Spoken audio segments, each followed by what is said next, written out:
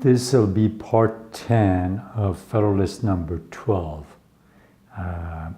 Probably, I think we'll finish it in this video, but we'll see. So he's still talking about commerce, revenue for the government, and he says a very important sentence at the beginning of the last paragraph. A nation cannot long exist without revenue. Destitute of this essential support, it must resign its independence and sink into the degraded condition of a province. Without revenue for its treasury, without money, a nation is not going to be independent. It'll be definitely not respected by other powers, especially those monarchies. It will not be able to get credit in case there's a war. So he says we better stay united and we better have a good plan for a uniform form of tax policy so that we won't hurt different parts of this federal union and not be fooled by all these people who say these 13 states can stay independent and they will be just fine. Because as you can see, throughout all these papers, he's bringing the reasons, he's telling them the reasons that they're mistaken, if that's what they think. This is an extremity to which no government will of choice exceed. Revenue, therefore, must be had at all events.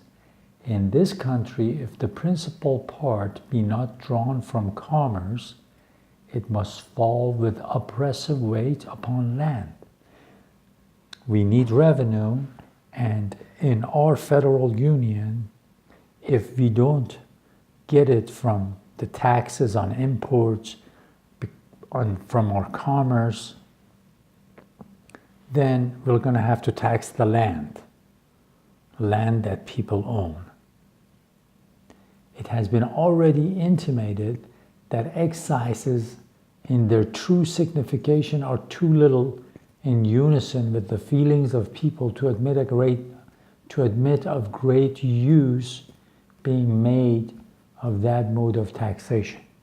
So he says experience has shown us that the excise tax, a tax for commodities, for things inside the country, not the import tax, but the excise taxes, are not going to be enough to help the government. We need other forms of taxation. He says excise is not a good choice, at least not to be totally dependent on it.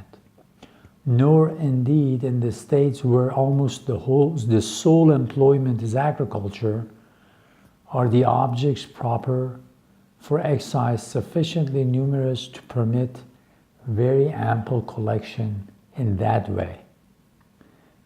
In some of the states that most of their income comes from agriculture, then that's definitely a mistake to go with the excise tax. Personal state, as has been before remarked, from the difficulty of tracing it, cannot be subjected to large contributions by any other means than by taxes on consumption. And he says, we already talked about it, some of the personal property, personal estate, E-S-T-A-T-E, some of the things that people own in their houses. Again, you can't tax those and depend on it giving the whole income you need to run the government.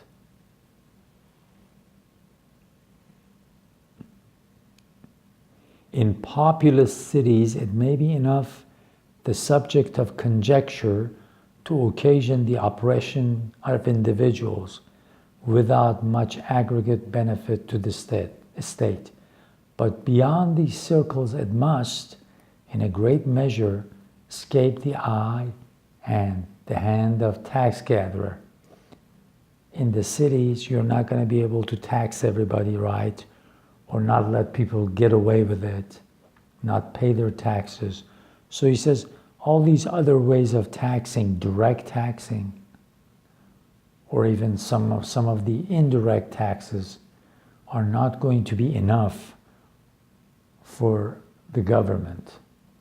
For the government to run properly, you need a certain amount of money to come, and these taxes are not going to do it.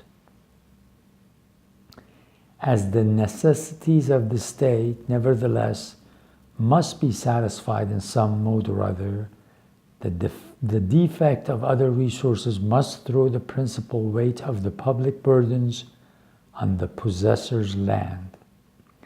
And as, on the other hand, the wants of the government can never obtain an adequate supply unless all the sources of revenue are open to its demands, the finances of the community, under such embarrassments cannot be put into a situation consistent with its respectability or its security.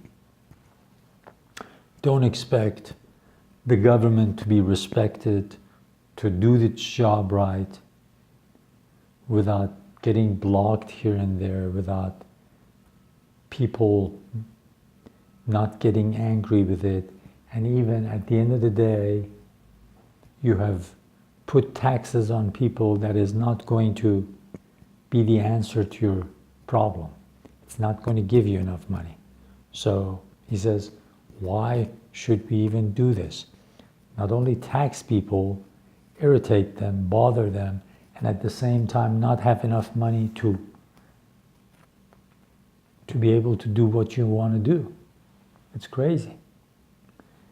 Thus, we shall not even have the consolation of a full treasury to atone for the oppression of that valuable class of citizens who are employed in the cultivation of soil.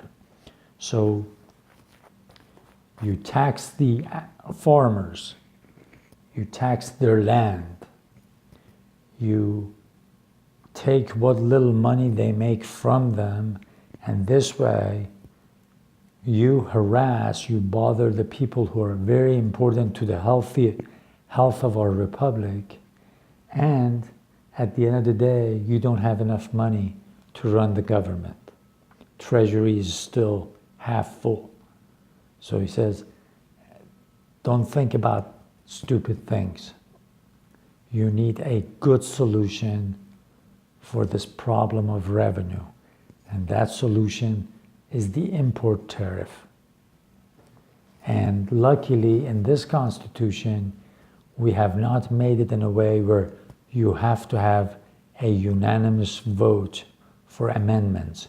So one state cannot block something very important from happening, from the government to go forward. Remember, we talked about it, that one time they proposed to put a tariff on imports during the Revolutionary War to pay for the army, to pay the soldiers and stuff, and Rhode Island blocked it. So they say we've already learned our lesson. But public and private distress will keep pace with each other in gloomy concert and unite in deploring the infatuation of those councils which led to disunion. If we keep this up, if we keep on doing this, not only we hurt our credit, but we also hurt all our different groups of people, and this will go in concert, hand in hand, and it'll bring us to an ugly disunion, weak state that will be played by the stronger countries of the continent. So he says, unite, stay united, have a plan that's uniform for all the states, have a plan that will not crush, let's say, the farmers with a difficult burden and be good to other members of the society, or put a light burden on one part and a heavy burden on other. So he says, you've got to think about these things. We've got to be reasonable. We're trying to establish a republic and show the world that on this continent, Americans can do this. As we finish Federalist number 12, please keep in mind that we are wasting so much of human beings' talents. All these kids that are all over the world, but because of poverty or because of issues related to poverty, cannot flourish and share with humanity their talent. This is sad, and all we are doing is putting a good chunk of our income, the national income, into buying more arms, training more soldiers, and armament and armament and armament, buying arms, and really, really